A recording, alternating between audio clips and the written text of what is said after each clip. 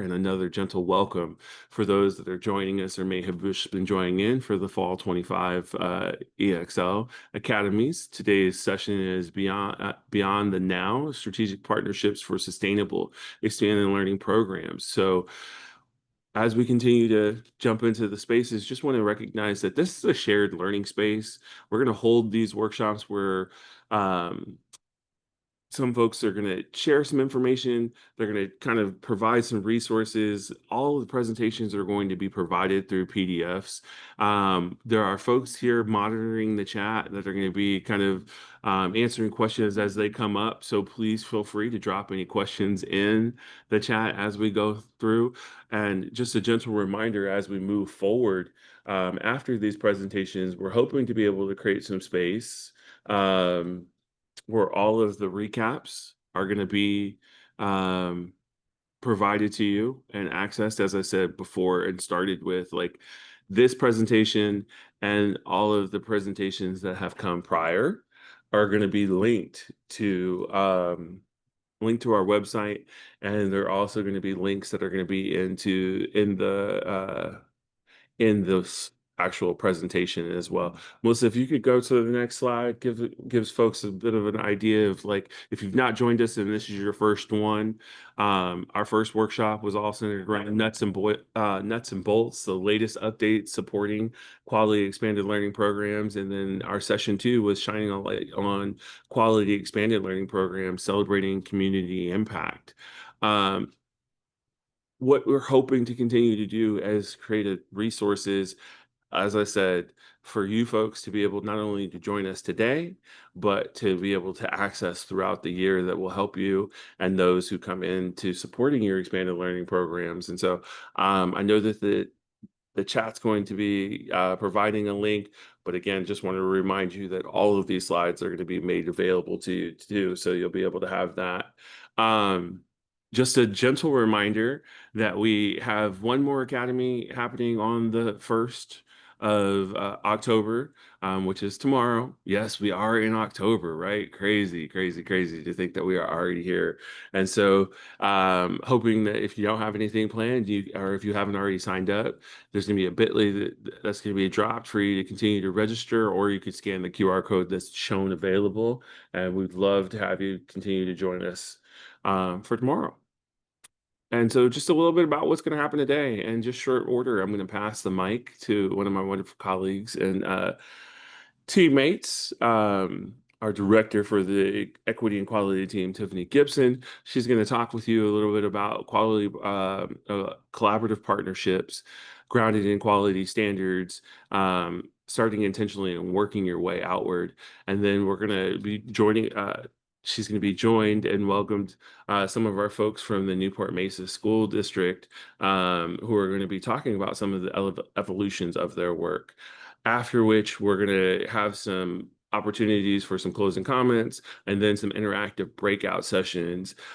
Just a reminder, the Zoom and the workshops will end at 12 o'clock. So that once you're in your breakout room, you won't need to jump back out of your breakout room. The rooms will be closed, the workshops will end, and we'll thank you for being able to join us. But that's a little bit of what's kind of coming for us today. The breakout rooms are going to be at choice, right? You're going to get to choose your own adventure. We're going to have some Q&A with the district director, Christy Flores. We're going to be talking about partnerships with our assistant superintendent, Socorro. Shiels, and we're going to be doing some general partnerships with Tiffany, and then some promising practices and stories being shared from the field with Malia and Nat. And so we're really excited to be able to kick this off. So without further ado, Tiffany, I'm going to pass the mic to you. Thank you, Troy. And good morning, everybody. Let's talk a little bit about how we're going to hold today's session. So it was funny. I was looking over here and how Chris was saying how session 1 was incredible because it was. There was so much really good information. And to me, session 2 was this incredible practical application of how to really tell the story of the work. So when I was thinking about this session, I was trying to figure out, well, what's kind of in the middle, a little of both. So, unlike where we were in the past, we've done like these specific spotlights. Instead of just spotlighting a district, I wanted to like allow you all to really have a conversation with a district.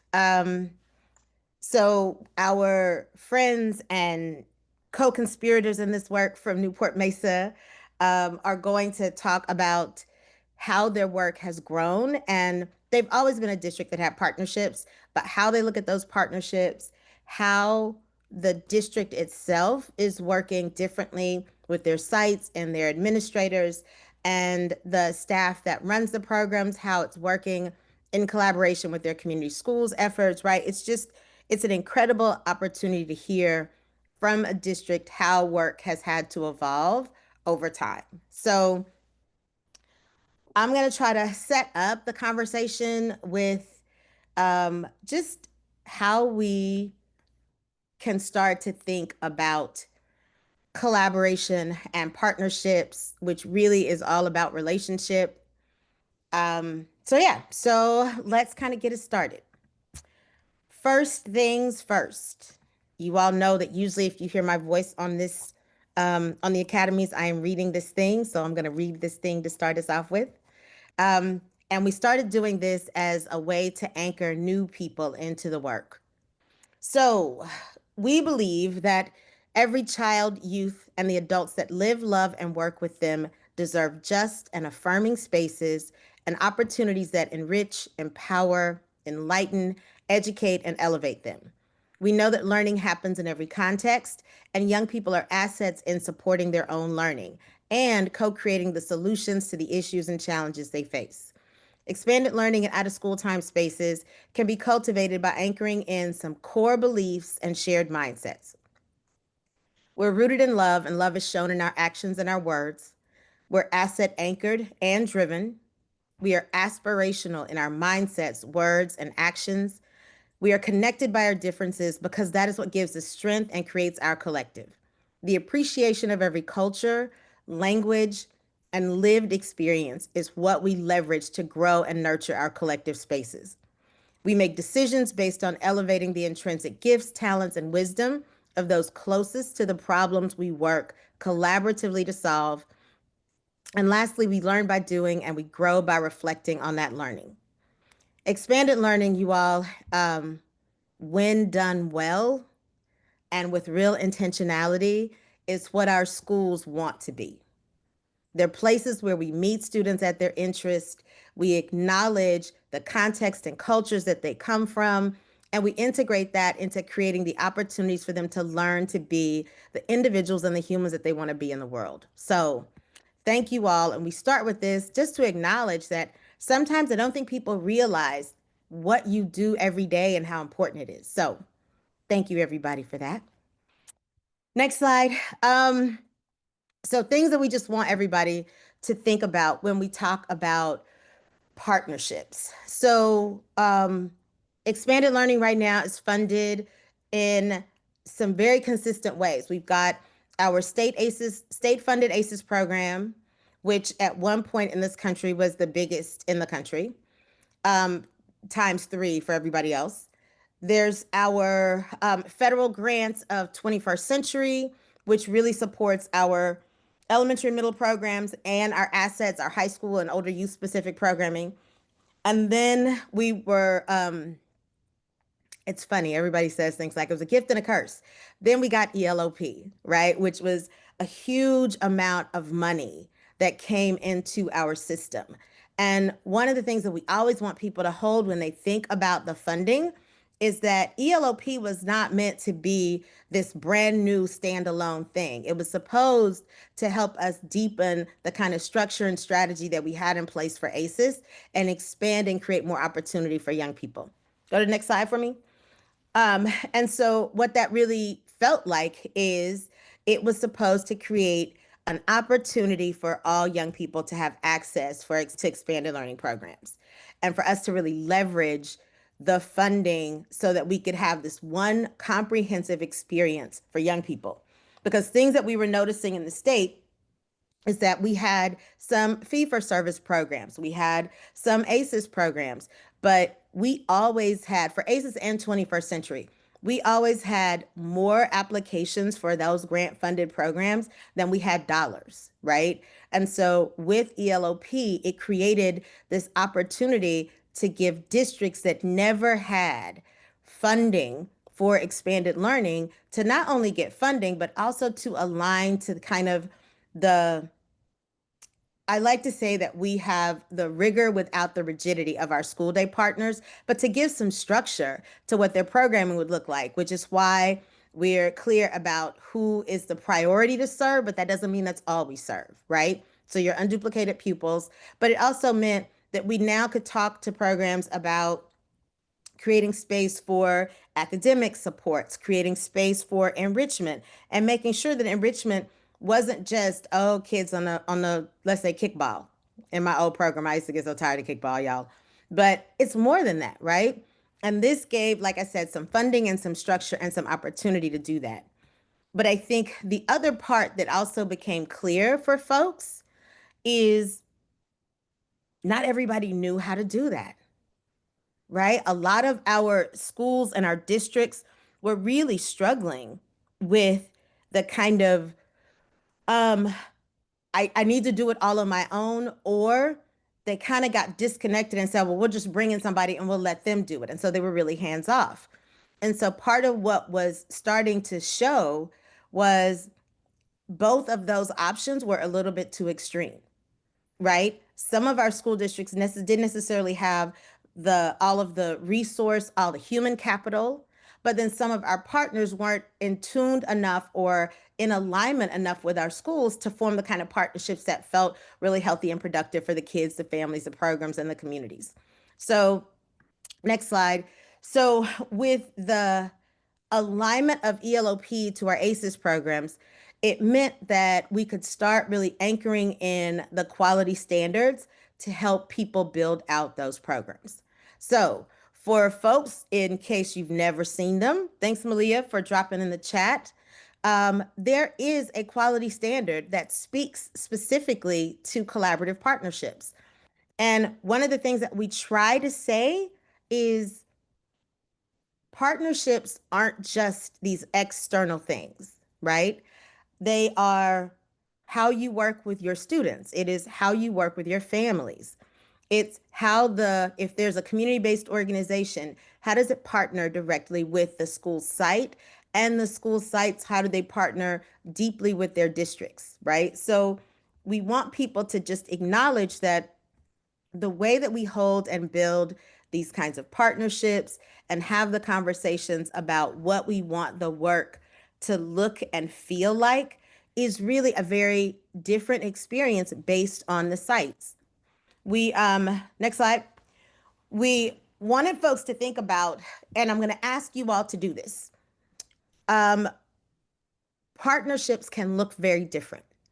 So I want everybody to take a second and I'm asking you to just drop in the chat, like when you think of who your important partners are, no matter where you are in your structure or ecosystem, I want you to think about what are your top three? Like who are the three kind of entities, groups that are critical to the success of your work right now?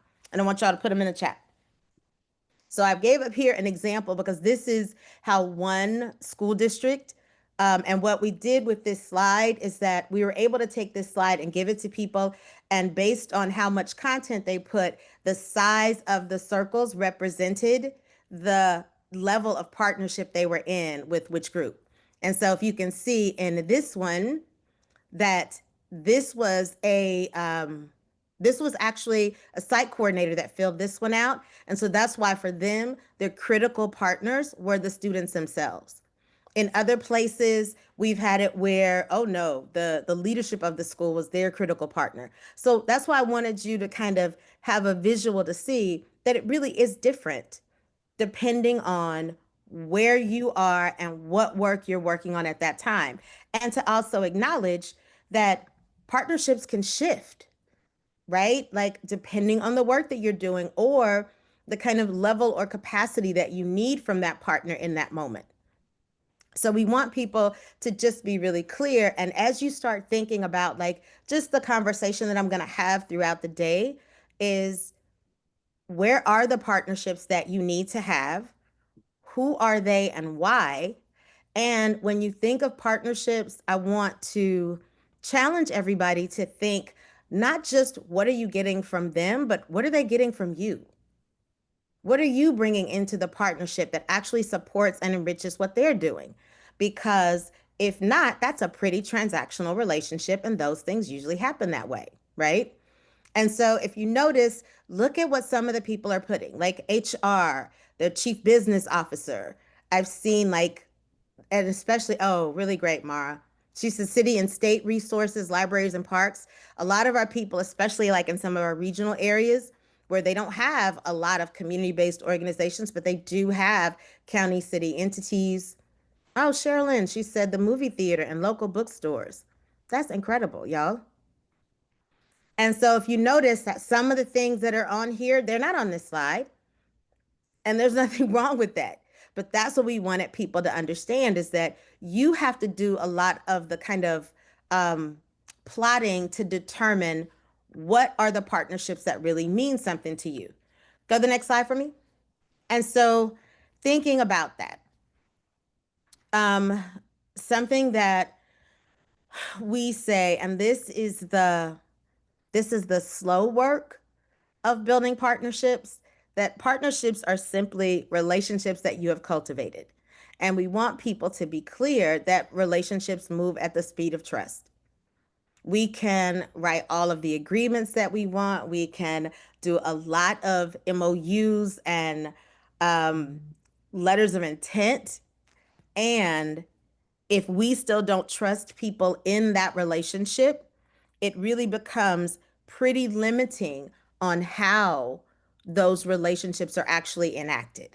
And so we wanted people to think about as you kind of go into this and build through your partnerships, you have to define how you want to build those types of relationships.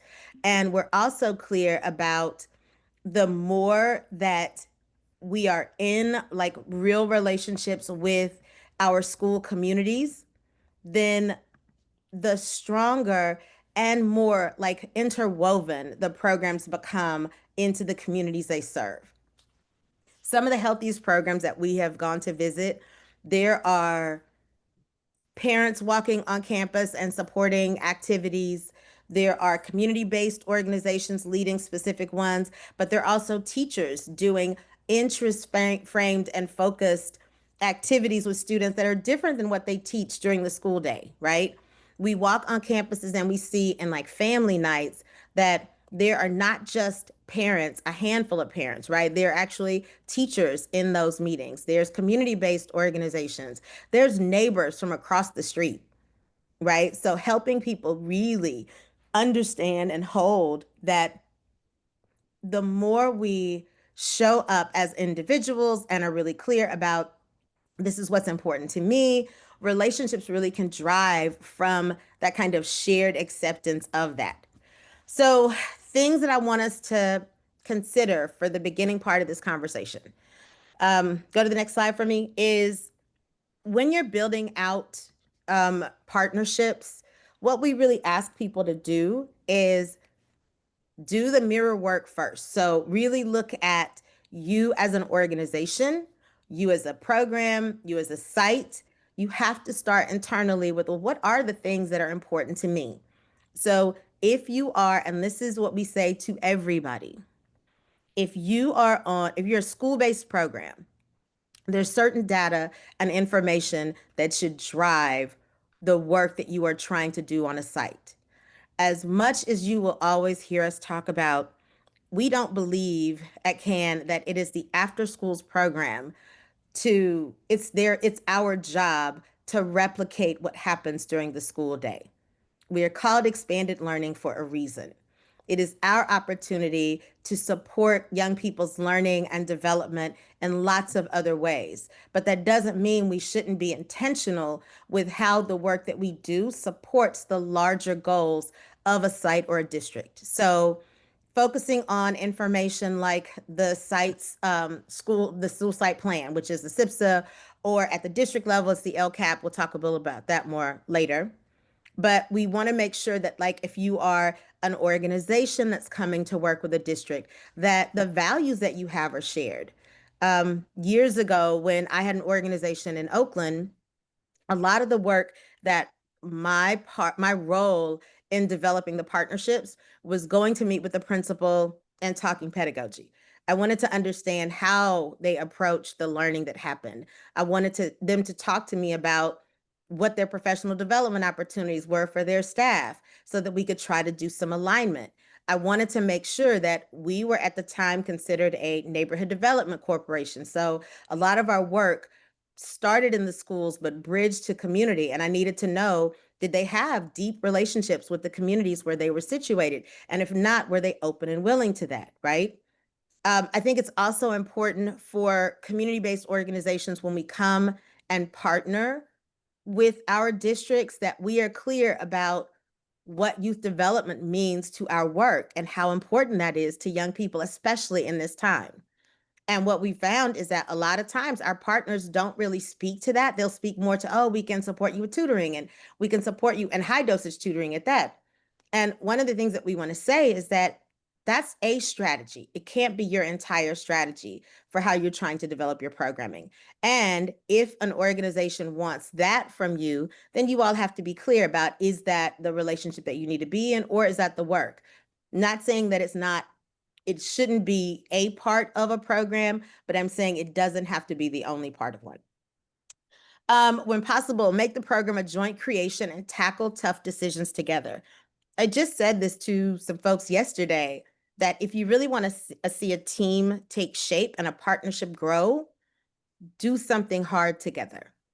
And so instead of allowing, when there are challenges, to either isolate and try to solve those on your own, you create space for you to have the discussions as a collective.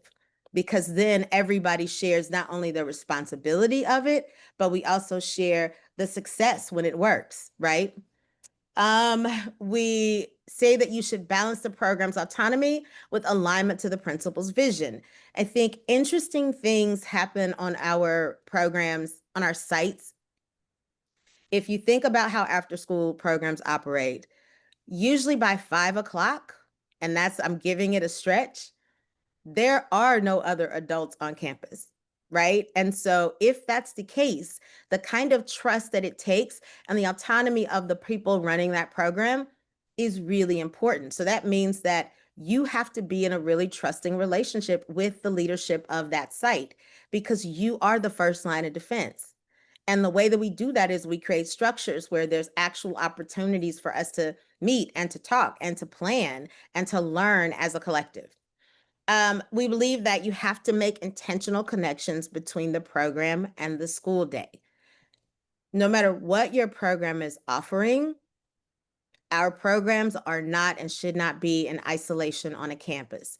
They are there to expand what is happening in that school day, whether it's morning programs, because we have kids that get to school super early, and now they can actually get a hot breakfast and they can actually do some learning before they actually start school and start their days feeling safe and feeling nurtured and cared for.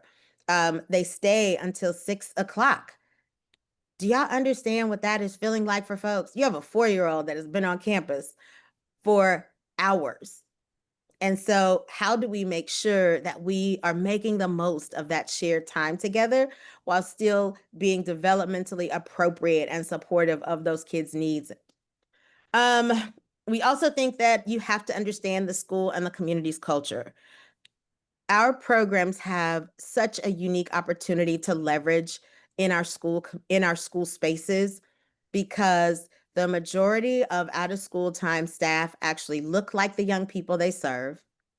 They are from the communities that are aligned with the spaces where they are serving, and to really pay attention to creating opportunities to not just be okay with that as a reality, but to actually elevate it and spotlight it, and to allow culture to be a part of how the programs are defined and how we actually create them, so that they're meant to honor where people come from and to show, like I always say, if we could teach kids at 5 and just push this forever that what we celebrate is difference, imagine how different our world would be.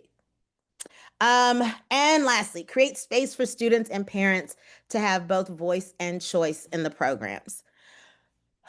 Things, y'all, that it's to me, it's the hard work that gets really frustrating, but it is the important part to understand that our programs are meant for our young people to have input into them and their families to have input into them. And I think that the fact that that takes extra effort, it takes intentional work and real conversations. Yep, it does take all of that. But our programs are stronger when students choose what they do because they're more likely and more willing to participate. When our parents understand that the programs that are offered are in direct response to the concerns that they've had, the conversations that they have, and the things that they are knowing that their children are interested in, but may not get that opportunity to influence in the school day. So if that's what some considerations at the site level, the next thing I want you to think about is, well, then what are considerations at the district level? Because it is a little different, right? And one of the things that we found is that when new partnerships um, evolve at the district level, one of the asks has to be, again, the data has to drive it. What are the data points that the district is saying, this is something that everything we do should be focused on addressing? And the program should be able to kind of work with the district to identify what that looks like, because it can look different at every site, but it can still all be services that work us towards and drive us to these kind of shared conversations. I think there needs to be shared accountability built in to how program success could look across sites. But that means that that needs to be co-created with the sites. So what does our success look like? What are the benchmarks that we'll know that we're actually achieving to make progress? And then how will each partner contribute to that shared success? Without being explicit about what we expect from people, it's like asking people to hit a moving target, and that rarely works. We want at the district level, and especially for like our chief business officers, we want them to think about, how do you allow the funding to be a guardrail, not a barrier?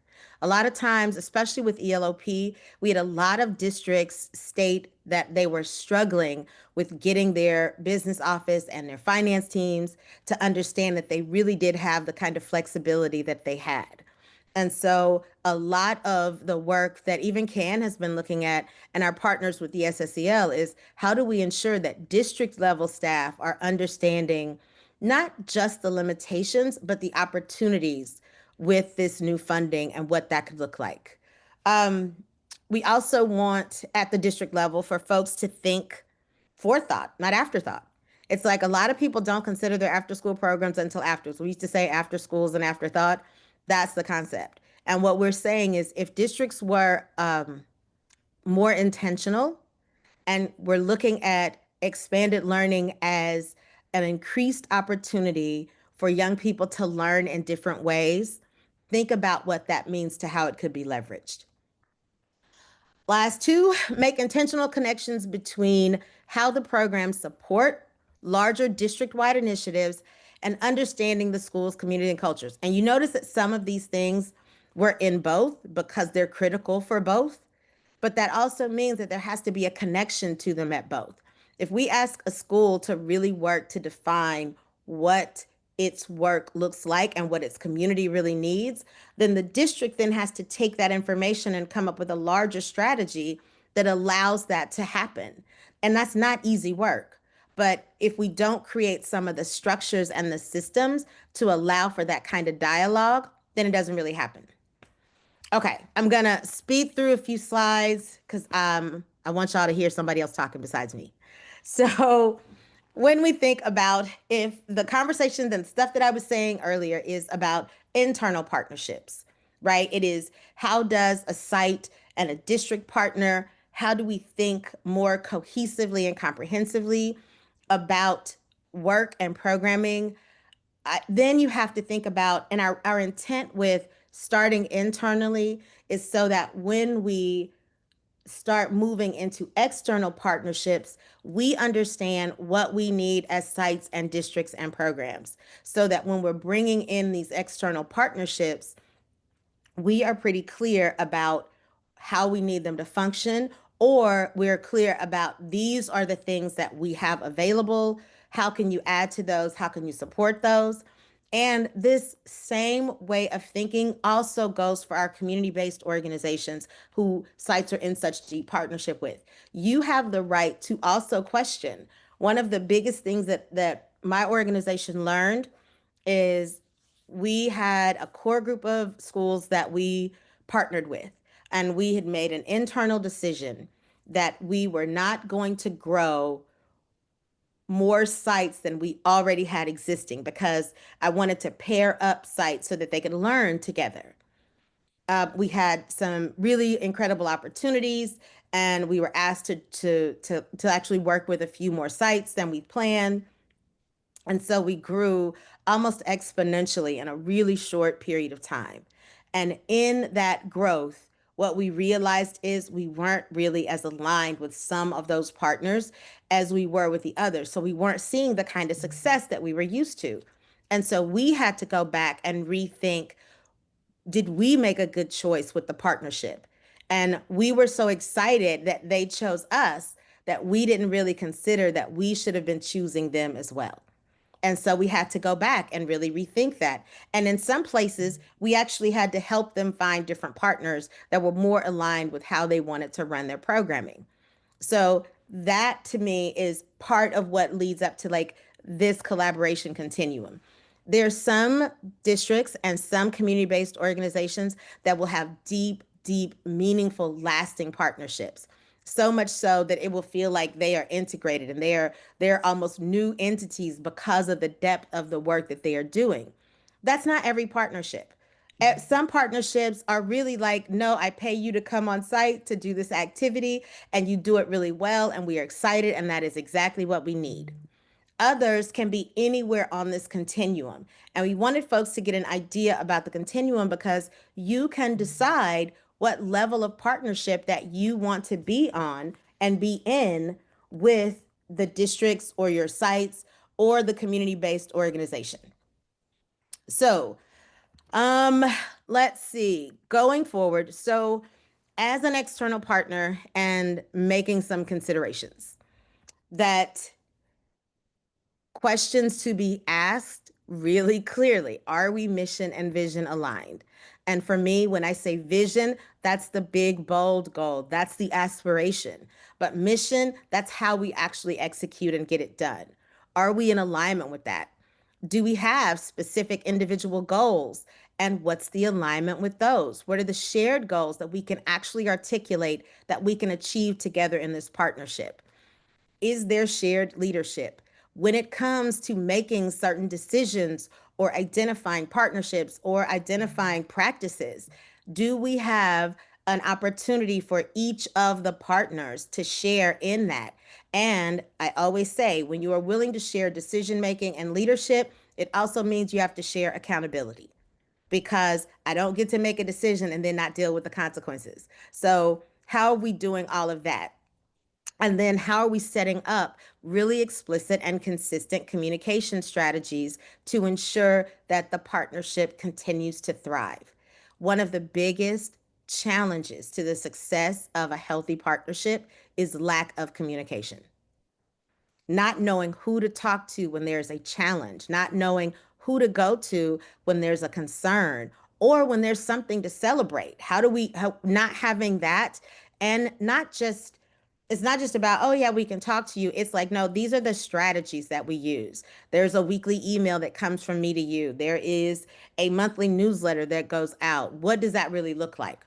And then also, when we're talking about partnerships, what are the other things that we should consider? Have we had conversations about sharing data? Are we going to talk about collectively marketing and sharing out the good work that we're doing? Are we sharing resources and going for funding together? Um, there's so if you have those as considerations, how does it actually look in practice? Go to the next slide for me, y'all.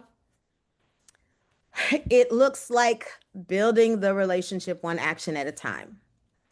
Understand not only what you are willing, but capable to bring to the table. If you're going into a partnership, you need to be really clear about what you can and cannot do in that partnership. Acceptance. Not everyone thinks and acts like you. Remember that. We have a lot of people that are like, oh, they didn't say this way. And I'm like, well, that's because they're not you. But did they say the things that were important and did you understand that? We say things in partnerships like learn to be kind, not nice. I'm going to talk a little bit more about that. Um, be honest, even when it's uncomfortable, because that will support you in the long term. Deal with conflict head on. Ignoring problems does not make them go away. And sometimes it just deepens them. Co-create whenever possible because then people share in the ownership, like I said, and accountability. Make certain that shared expectations are explicit as well as the consequences for not meeting those expectations. It is so interesting to me that people forever get into agreements and say, yeah, I'm going to do that. Or it seems like they want me to do this, so I'm going to do that. And then the person says, well, I never asked you to do that. Wait a minute, but I thought, right? So, no, when in doubt, always ask and be as explicit and concrete as possible. Lastly, under promise and over deliver. Y'all, under promise and over deliver. We have programs that have stretched themselves so much, knowing that it was a stretch and it took more resource than they thought. And they literally suffered in that kind of partnership. Next one, Melissa. Um, and then so if the way that I've kind of tried to talk you all through this is if we consider these things in our external partnerships and then we are explicit about how we want to build the relationship, how do you actually, to quote an old colleague of ours, how do you concretize that? She was like, how do you actually solidify that these are the things that we're going to do? Then you have to create the structures and the resources for that. It can be newsletters that actually share information on a regular basis with teachers on sites. It can look like we have classroom expectation or checklists between the program and the teachers. So it's really clear about what can be used, how it can be used. If there's shared supplies and structures, all of that's documented in that piece. If there are things like, oh, the teacher wants to share like shift their classroom with seasons, how do we do that? How do we support that action? How do we kind of work with them to make that happen? And then things like homework binders. Y'all, one of the biggest fights on after school programs is somebody saying that they ain't had no homework when they got to the program. Well, sometimes why do we give children the choice when we know that they're going to be like, I ain't got no homework? Like realistically, when we could just have every their homework is in their after school program have access to it. Right. So instead of always being reactionary to an issue, how do we think collectively together about being proactive with that? There should always be things like principal updates that are some kind of structured, um, documented process, whether it is an email that goes to them, a report of some type, but it always talks and keeps principals in the loop on this is what our attendance is looking like. This is academically what we're covering.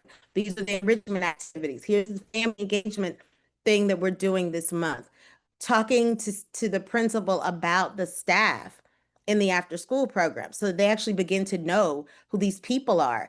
Um, Things like highlighting the family volunteer for that month, professional development topics, all of these things, even if the principal isn't making all of those decisions, they should have a way of knowing what is happening in the program so that when they are curious, they have a resource they can always go back to.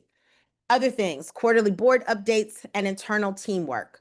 All of these are things that can be part of how you structure how the program and really document how the program is doing the really good work that it's doing. Okay, so I am kind of winding down.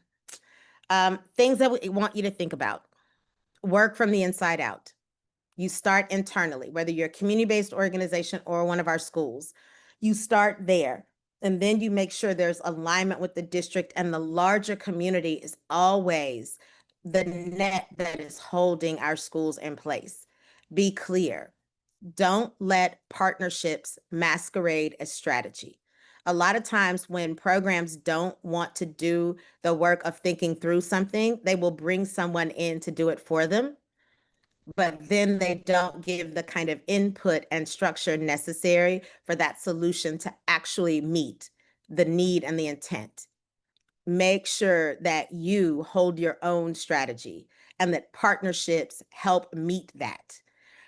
Partners can be vendors, but not all vendors can be partners. Sometimes people are just there to provide a service or do a thing. But if there are other partnerships that are really trying to work together, we can always think differently about that. Partners facilitate mutually desirable strategic outcomes and or impact. Sometimes we want to measure our work by outputs. X amount of things got done on this many days with this many kids. But sometimes the impact of the work is the child that was really struggling found such joy in that enrichment activity that they have been here every day and were able to stay in program every day to do that activity. So be really clear about what it is we're trying to measure as the collective partnership. And lastly, partnerships are signed between organizations, but made actionable between people.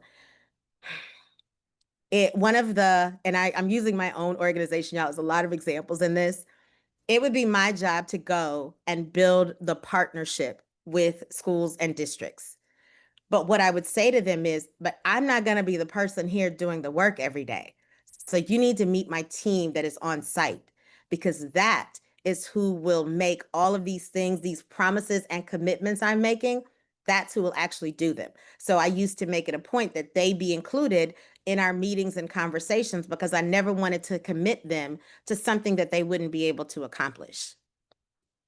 So, things to think about with your partnerships is, and here's the piece, y'all. Think constellations, not stars. I am at a workforce event right now. And one of the conversations that someone said to me last night was, I've got so many stars on my team and I'm trying to find ways for them not to compete. And I was like, well, I'm going to share something that we say on our team. Think constellations, not stars, because everyone is a star in the constellation, right? And we don't have to take away from someone else's shine, but if we work collectively, look at what we actually see. Look at the brilliance that's there. So when you're thinking about partnerships, think about that. Like, how do you leverage people to bring in the best of their talents and make sure that you don't create structures where they compete? When you're thinking about partnerships, and this is deep partnerships, y'all, these are our network principles that CAN follows, is you think mission, not organization. It doesn't, like, if we can agree on what we're trying to accomplish, it shouldn't matter who has to stand at the front in that moment, because we all know collectively that it took all of us. Like, everyone thinks that and it's really interesting, that thinks that CAN like does these academies. We don't do these academies. We do these academies in partnership with the entire system of support for expanded learning. We leverage our county partners to identify the right partners to bring on here. Sometimes we've been so lucky that our county team members have supported the individual conversations in the breakout rooms or led some of these conversations. You all saw in the first piece, we had the CDE team and different members from the team come up, because when you have a system of millions of kids and over 6,000 probably individual programs and districts that are operating, no one can do this work alone. So the partnerships are the things that move all of this. And like I said before, relationships are built through trust, and trust is something that we consistently and constantly have to work at. And when it is broken, this is in any partnership, we have to go through the process of healing and rebuilding those partnerships through that trust. And the only way to rebuild trust, y'all, one decision, one action at a time. Um, I mentioned before about kindness and nice and the difference. And this is even this is something that can has to explore all the time is being nice feels like it's the good thing to do, right? But normally what happens is that means that there's a conflict that's there, but you're trying to avoid it. It means that people that really wanted to say something and speak up, they don't. It means that sometimes in spaces, you as the individual trying to build or deepen a relationship will prioritize others over you and what you need to actually say because you don't want the conflict of them having to kind of work through something. Um, we're asking folks to push through and be kind. Be kind means you're being genuine. And when you're unhappy, you get to say, I'm unhappy. Now, that doesn't mean you get to be an asshole. Y'all know me. But it does mean that you get to elevate and activate that something's happening here that I'm not okay with. And so, how do we explore that? It means that you address problems as they show up instead of letting something fester and become so much bigger. It means that when you feel something is wrong or you feel someone is being wronged, you are willing to speak up for that. And that by doing that, you honor yourself and others. It's not just about you. And it's the path of authenticity. It means that you get to actually show up in your spaces and be who you really innately are. But it also means to do that, you got to let everybody else be who they are too. So, the next piece is in generative conflict with things that we need to hold and pay attention to. The reason why we always put this slide in anything and conversations we do on partnerships and relationships is we need to understand that conflict happens, but conflict doesn't have to break us, right? We can differ, but we can still have some conversation about that and we can explore what we actually differed on. And we can do that through a difference of opinion on things and not really differing on who we are as people and honoring that humanity. So, paying attention to that really clearly and acknowledging that if you have a conflict with someone and you can't really be explicit about what the challenge is that you're trying to address, and it's just your frustration with a person, that is not the work that we are talking about because that's your own personal stuff that you have to, that you get to navigate. But when it is about we are disagreeing on a process or we are disagreeing on where we're trying to go, then we can talk about that because we can actually say, this is my rationale, this is yours. Where do we see some common ground and how do we build from that and through that? So, to kind of sum us up and to bring on my friends and colleagues, um, practice what you preach, y'all. Be true to your word, be sincere, and this is how you build the relationships that can change our programs. So, having said that, let me welcome Socorro and Christy onto the screen. Welcome, welcome, y'all. So I'm gonna say a little bit about these amazing humans, and then I'm gonna let them tell you about the growth and the things that they've happened in their schools. Um, we have had the pleasure of working with this team for a couple of years now, and we started off doing some leadership and supportive work, and honestly, some compassionate systems work. And in that, but remember the things that you'll hear us say about compassionate systems is just archetypes and structures. It is meant to help make the invisible visible and really see where problems are what's really happening and what is creating some things, but also using it as a way to really look forward to some things. And what we saw was a district that had changed its staffing around who was supporting their expanded learning programs. They had hired a new person, and the superintendent and the assistant soup were starting to see that expanded learning could be leveraged a lot differently in the district. So Welcome, y'all. I want you to introduce yourselves and then tell them about your district. Who wants to go first? Christy? You bet. Good morning. Thank you so much, Tiffany, and to the entire CAN team for having us on here. My name is Christy Flores. I am the Director of Engagement, Partnership, and Expanded Learning here in Newport-Mesa Unified School District. I've been in our district for 23 years now. I spent my first 10 years in Newport-Mesa as an elementary school teacher, and then I spent 10 years as an elementary school principal before stepping into this role as a director just 3 years ago. So I feel extremely new in this work, and to think that I'm here talking about expanded learning to a group who probably have way more experience and knowledge on expanded learning is a little overwhelming and humbling. So I just really appreciate the chance to tell our story and to share our work with everyone. My name is Socorro Shiels. I'm the Assistant Superintendent of Achievement, Innovation, and Continuous Improvement for Newport-Mesa, along with Christy.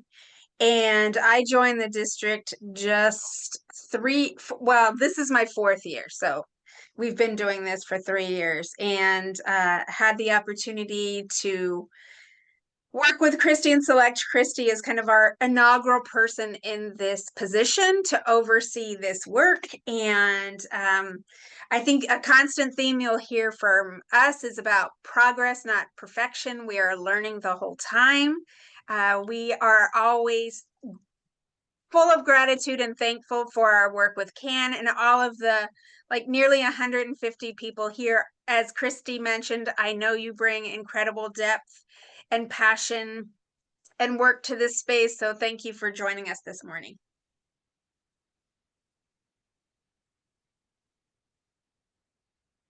Great. So we'll go ahead and dive in. And before we really get into the details of our partnerships, we want to take a minute to just talk a little bit about Newport-Mesa. One of the things that I will talk about later on is the importance and the impact of strong district leadership, really believing in the importance of expanded learning and out of school time. And I am fortunate to work in a district where that is not only talked about, but it's modeled from our superintendent and our superintendent. And in order for our programs to really succeed, we follow our district model of and belief of all students are all of our students. And we have, over the past few years, since Dr. Smith and Socorro have been with us, really spent a lot of time reflecting as a district on our work. And as you see on the screen here, developing and publishing and practicing each day our collective beliefs. And so it has been a really important process and important to the success of our journey so early on, because not only are these our collective beliefs during the school day, but then also during that out of school time. And so hold this true to our hearts and with the work that we do. Next slide, please. We are a large unified district where we serve over 17,000 students from preschool through 12th grade. The unduplicated pupil count just with elementary is 54% of our students, and we have almost 9,000 students within the 22 elementary schools. We are really proud to say that we have almost 1,800 students enrolled in our various programs, and exactly what Tiffany was speaking to about the creativity with ACEs and ELOP. We definitely demonstrate that and practice it here within our district. Next slide, please. Within our district, we have a wide variety of programs and have really needed to rely on the strong partners at our school sites, but also those community-based organizations. And so we have developed 8 district-led sites, and I'll talk a little bit more about what that means. But these are our 8 elementary schools where we have a district admin intern who is leading the program. Their hours are from 10 until 6 o'clock. And so they just have this beautiful overlap of time where they can really collaborate, are a part of the school day, but then are truly the leaders during that out of school time and supporting our program. Next slide, please.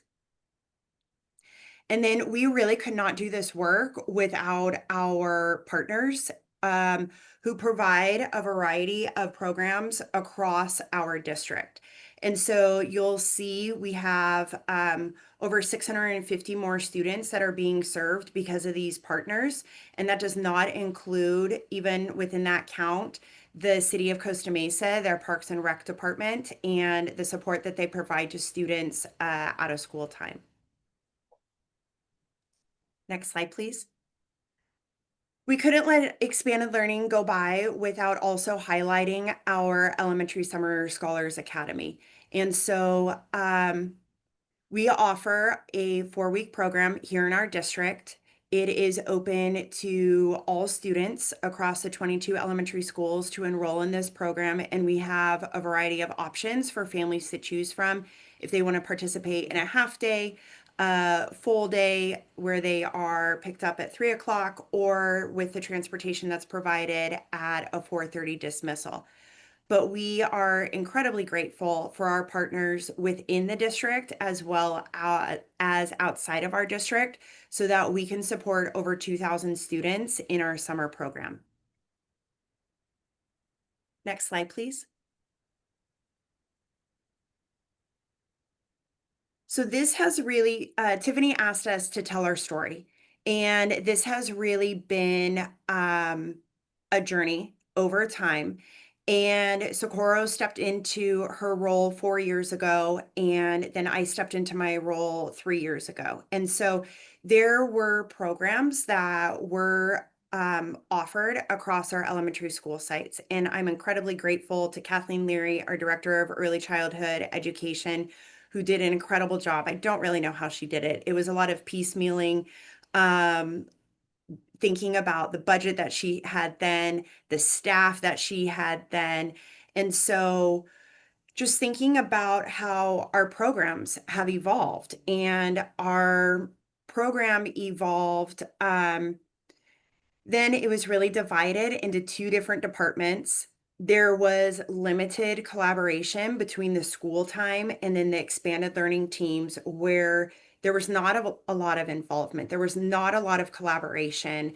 It was more, oh, those kids are still in our classrooms, or the staff, they're not supervising the students and they're messing up our rooms. There was limited staffing support at the time, but throughout it all, the team was resourceful, creative, focused on finding solutions, and always student focused.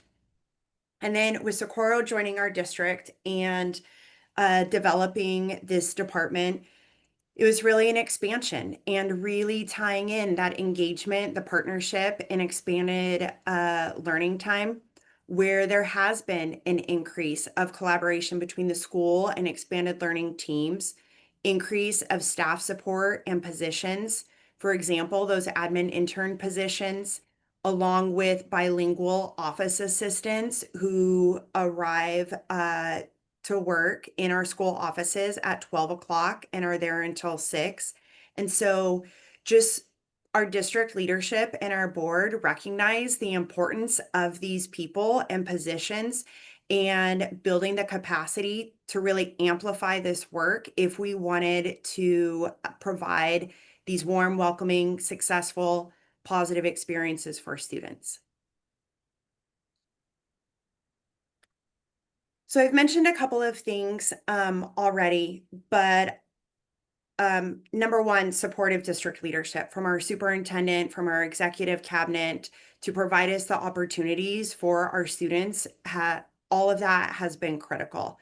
Making the connections to the school day as well as the families, helping our school day teams understand that it's really our expanded learning teams, those folks that are still on campus at 5, 6 o'clock at night, that probably have more conversations with families and know more about the parents and the caregivers picking up their students than potentially the classroom teachers do. And so really increasing the communication, the collaboration, ensuring that everybody is on the same page, always being student-centered and creating that culture of belonging. We've had lots of conversations with our expanded learning team that for some of our students, they come to school because of the programs that we offer out of school time, that they show up because they're so excited for those enrichment classes, or they really connect with the expanded learning team member that's there.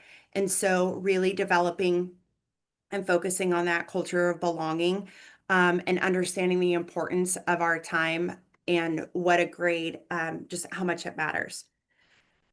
We truly believe that people are our greatest assets. And so, what are the investments in the time, the professional development that we are pouring into our staff, not only district staff, but also our community partners? That our community partners, such as Boys and Girls Club, YMCA, Think Together, they know that if they are working on our campus, they are a part of Team Newport-Mesa. We don't care what their t-shirt says. We don't care the specific badge that they wear, but they are on our campuses serving our students. And so ensuring that our messaging, our expectations, our support is consistent for all staff members, no matter the direct organization that they're coming from.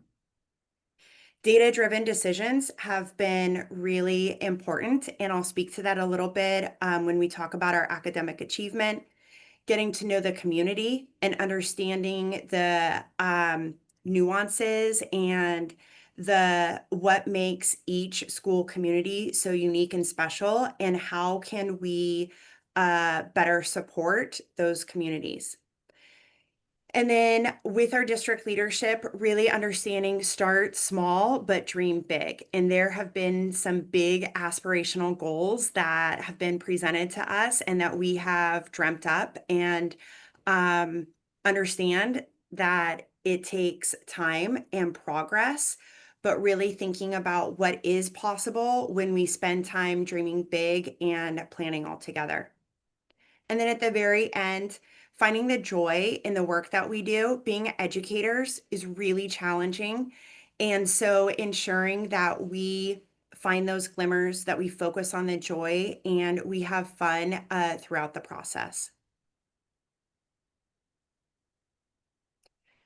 So as we have evolved over time, we've spent some time really reflecting and thinking about what is the design of our program. And so establish 3 key priorities, which include academic achievement, diverse enrichment experiences, and youth leadership opportunities. And so, over the past couple of years, we have focused our conversations and our efforts around those 3 key priorities.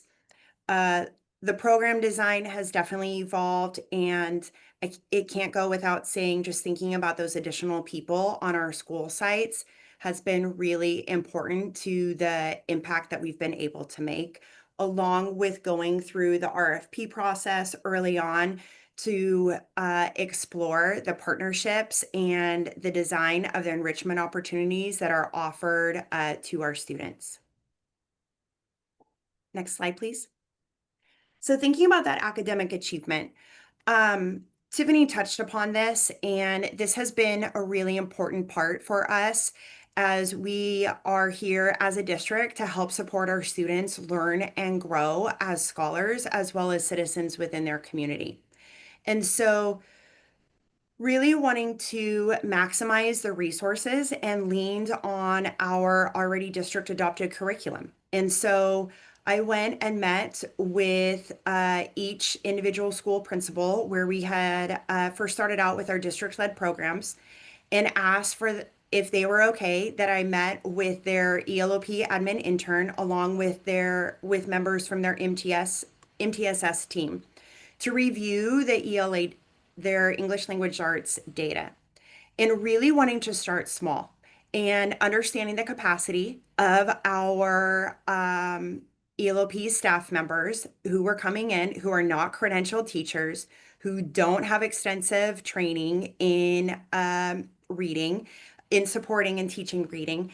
And so really looking at the data to figure out what would be possible for just short periods of time within our academic blocks.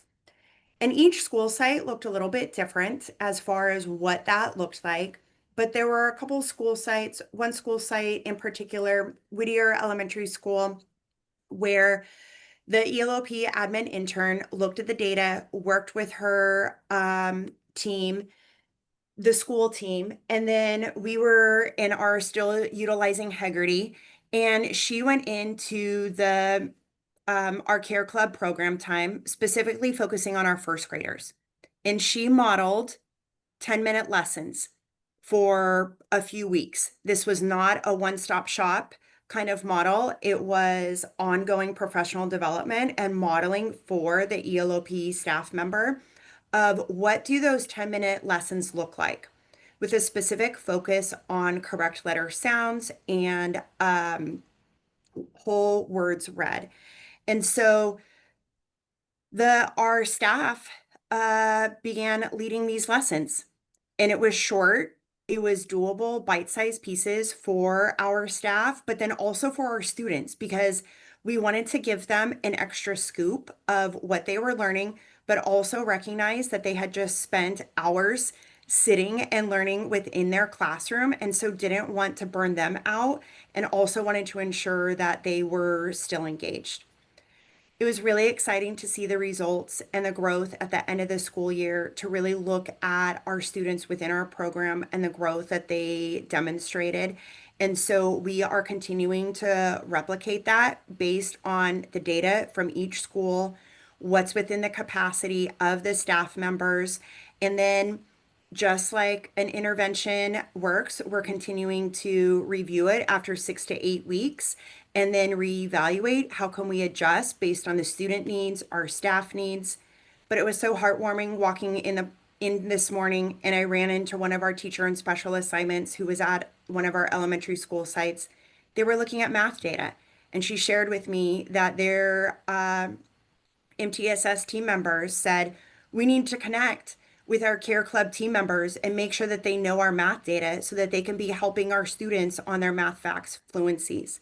So that's a huge win for us, and just thinking about those partnerships within our own district and how important those are.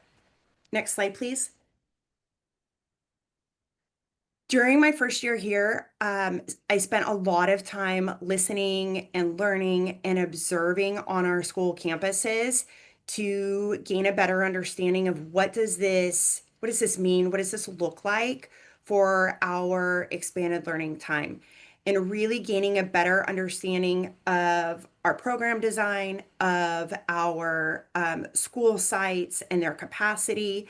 And so we went through the RFP process, and we ran 4 different RFPs at the same time, looking for community partner organizations to run some of our sites, and then focusing on STEM, enrichment, and arts, and athletic. And really, our vision was to provide a menu of options for our school sites, not just the school sites that we have our programs on, but district-wide for all 22 elementary schools, for them to be able to select and make it easy for them to select their enrichment providers. And so it has made it a lot more seamless for our school sites to implement those enrichment classes.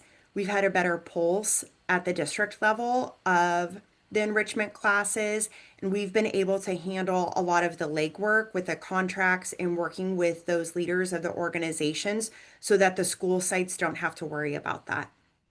Next slide, please. And so within our second year, that was last year, really created, like I said, that catalog of options and encouraged our teams We're going to start small, but dream big with those specific partnerships and those contracts. But then also, we spent a lot of time working as an internal team on those school sites and asking our staff members, what are you passionate about? What do you feel strongly that you would want to offer the students? So that turned into jewelry making, card games, um, building, soccer. And I'm really excited to share that this year, in our third year, we have on one of our school sites some classroom teachers that we are paying through MER time, who we have a fourth grade teacher who's out there coaching a girls' soccer program. We have another teacher who's coaching flag football. We've developed a great relationship with our ed tech program, and so they donated a bunch of robots to our program. And so we have one of our instructors who's leading a robotics program. And so it's those partnerships are not only with the ones that we contract with, but really leaning on our staff members of what's their experience? How can we build on their passions? And how can we provide those opportunities for our students? Next slide, please.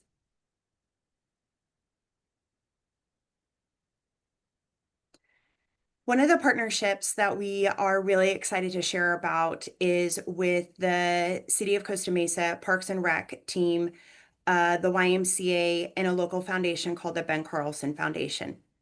Our school board trustees and our district leadership recognize that here in Costa Mesa, we live in a coastal town and our neighborhoods are filled with swimming pools. Many of our students don't have the access to swim lessons.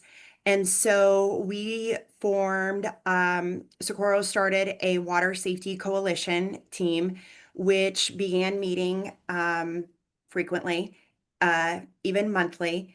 And it really brought organizations, members from organizations from all over the local community. There were city officials that were represented, private organizations that were represented, lifeguards that were in the room. And so last year we piloted a swim lesson program that offered free swim lessons for 93 students from 2 different schools. This was really made possible because of the YMCA, the City of Costa Mesa, and the Ben Carlson Foundation, who provided the transportation, the swimsuits, the goggles, the t-shirts, and the towels for all of our students to participate. We even had 3 students who qualified for our summer junior lifeguard program, which is very popular in the local area. And one student decided to take them up on that offer and participated with a scholarship to attend the summer program. Next slide, please.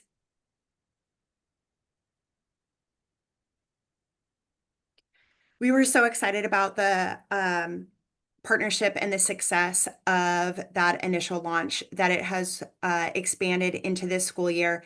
And by the end of this school year, at least over 300 students will participate in free swim lessons just at the elementary level. And we are currently exploring how can this be expanded to our middle school and high school students. Next slide, please. We've talked a lot about the enrichment experiences. It's been really fun to offer these experiences to our students. We're really grateful to the partnerships, whether it be the vendors, whether it be our teachers, our own ELOP instructors. But really, we see our job is to provide as many opportunities to our students to gain various experiences. Next slide, please. And that leads us to our third priority within our program is really enhancing the youth leadership experiences for our students. And so that has looked different at various school sites. Of course, for starting within the school site, What is that cross grade level articulation and mentoring program, whether it be through sports or reading, various academics? Last year, one of our elementary schools offered a cooking enrichment class for the first time, and their feeder high school has this beautiful award-winning culinary department that these students don't necessarily get to go and see until they do start high school. And so it was a really fun partnership to bring together where it was this elementary school getting bused over to the high school and actually getting to cook with the high school seniors within the high school kitchen. And then also, I'm really excited where we are leaning on our partnership with the county. And we have 3 of our 4 community schools who will be participating in the PAL training. One of our schools attended the training last week. 2 of our schools will be attending the training in October. And again, it's looking at that during the school day support our community schools and then how it can expand to our expanded learning programs and the youth leadership opportunities that will be growing throughout this program. Next slide, please. So we're still learning, and it has definitely been a whirlwind of a journey. We're so proud of what we have been able to do for our students, but recognize that our work is far from done. And so lessons that we are still learning is how do we provide consistent staffing? It's a constant chess match every single afternoon. How can we optimize our time and really provide intentional professional development working within the confines of the hours that we have? Of course, maximizing our resources to best support students. We're always looking to and learning how can we strengthen our partnerships with families, cultivate belonging across our communities, and then always nurturing our relationships internally across departments, within our schools, and then within the greater community. So I want to thank you all for the opportunity to share our story. And Tiffany, I'm going to turn it back over to you. Yeah, so now let's just kind of chat a little bit before we kind of go into the other spaces. So, Socorro, what would you like to share? Like, how has the evolution of this journey been for you? Well, I think we've been fortunate in a couple things having read some of the comments. One was we had a business department that would let me like spend my money.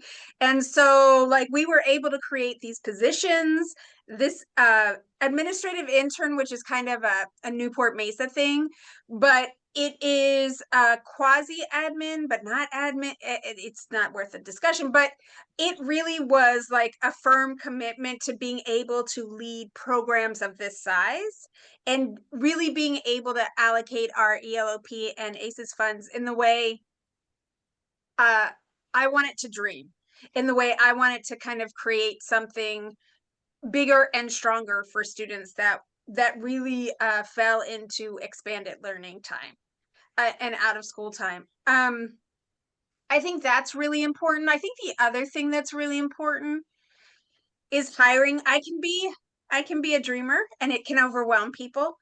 No. And I'm fortunate that Christy and I have been able to find our flow and it doesn't overwhelm her. She has such an asset of building teams. You heard it in her presentation about how she brings all these people together and keeps them together and keeps them unified on a common commitment. I think that cannot be overlooked because we have so many partners in so many ways.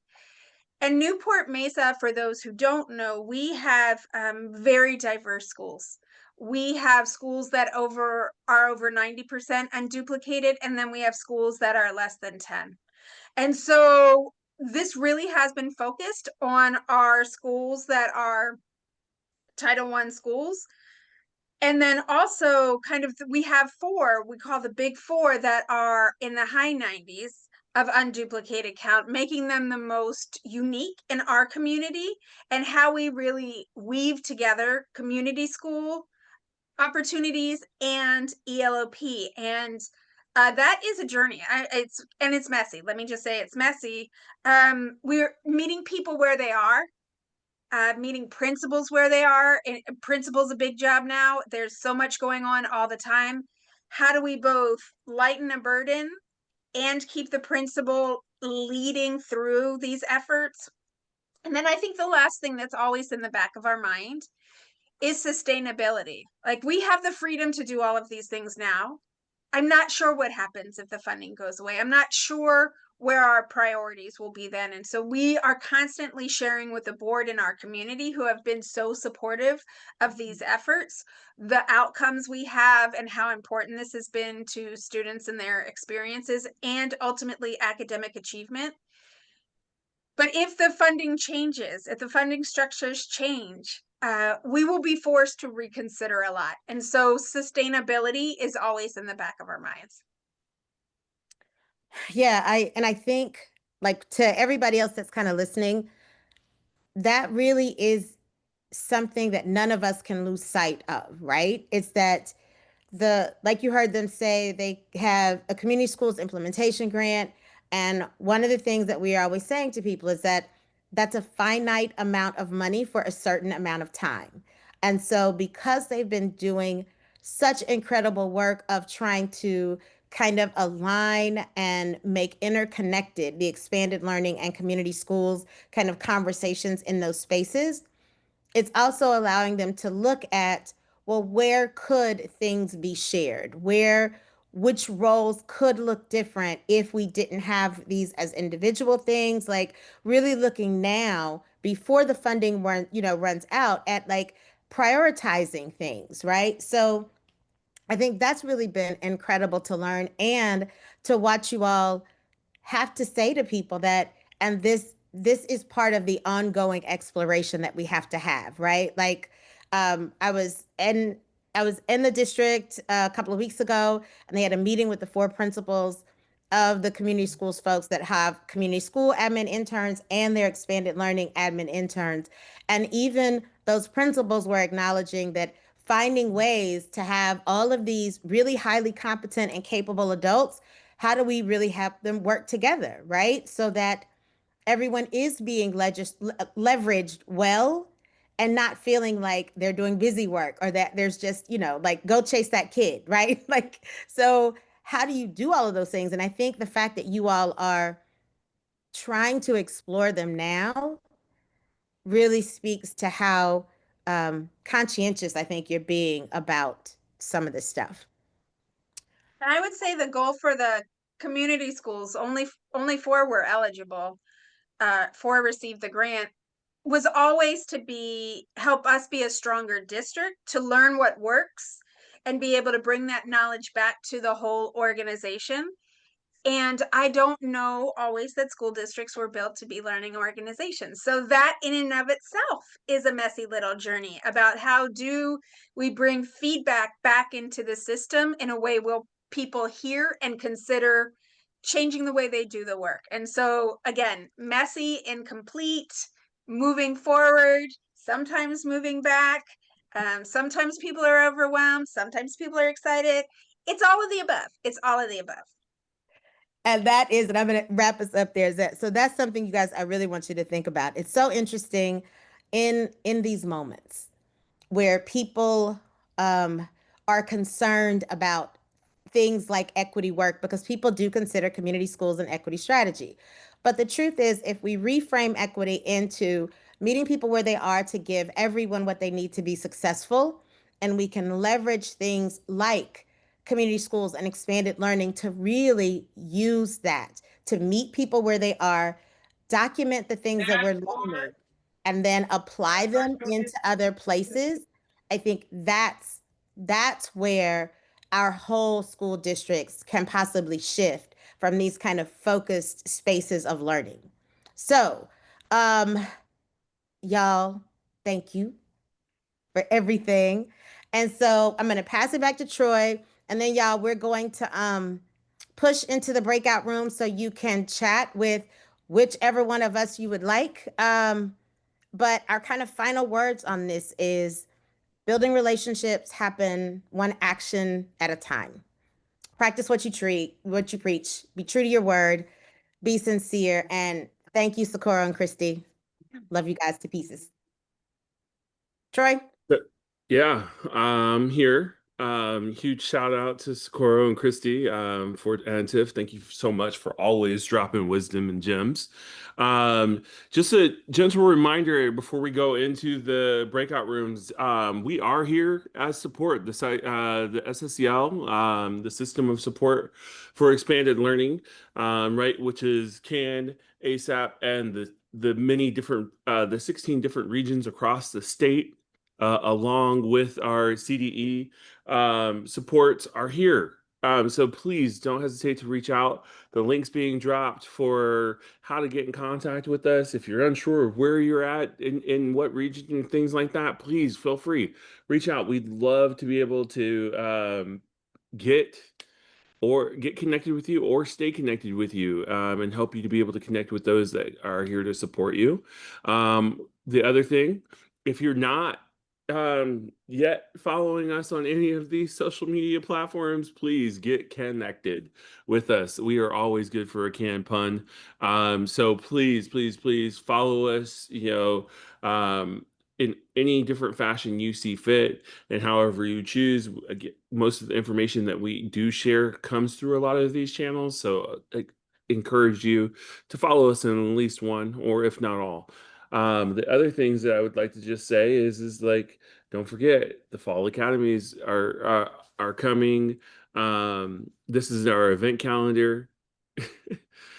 This is our event calendar. So if you're interested in what CAN is doing or what's happening in our system, please don't please scan the link, drop in the bit.ly or check out the bit.ly. I think I already said this, but if not, please make sure that you follow us in the events. And then the last thing, most of the expenditure reports are due today, by 11:49 or 11:59. The portal closes. So please make sure that if you haven't already gotten this in, please make sure that you get it in today, before 11:59.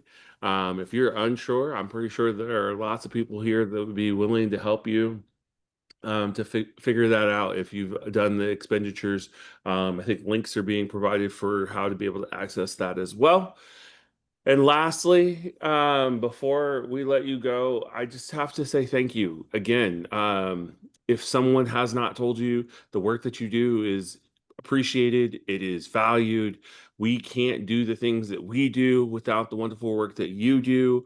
We are always open to be able to improve, as is the practice that we talk about constantly and continuous quality improvement. So as a forum to be able to do that, please either scan or download the bit.ly link and provide some feedback from either what you've learned, what you hope to see, things that you would like to hear and continue to learn more about. All of those things are welcomed. And just a reminder, as we move forward to the breakout rooms, there's going to be a list that's going to showcase that. But we're going to give you just short order to make sure that you guys got the links. Q&A with Christy in room 1, Q&A with Socorro in room 2, general partnership questions for Tiff in room 3, and again, sharing of stories and promising practices on partnership or room 4. So grateful to be able to spend time with you all. Appreciate everything that you do. Rooms are going to be open, and this is how you're going to be able to join them. If you have any issues, please don't hesitate to come off mute or just drop it in the chat, and we'll make sure to help you find your way. But since this is going to be the last time that I am going to get to see you, just continue to take care of yourselves, be safe in all that you do, and know, again, the work that you do is appreciated. So all the best to you as you continue on to the week. And we'll see some of you in Long Beach at the Site Coordinator Symposium. Thanks, Allie, for referencing that. So I think the rooms are going to be opened here soon, and you should be able to Yep. join the rooms. And for some folks, we'll see you tomorrow.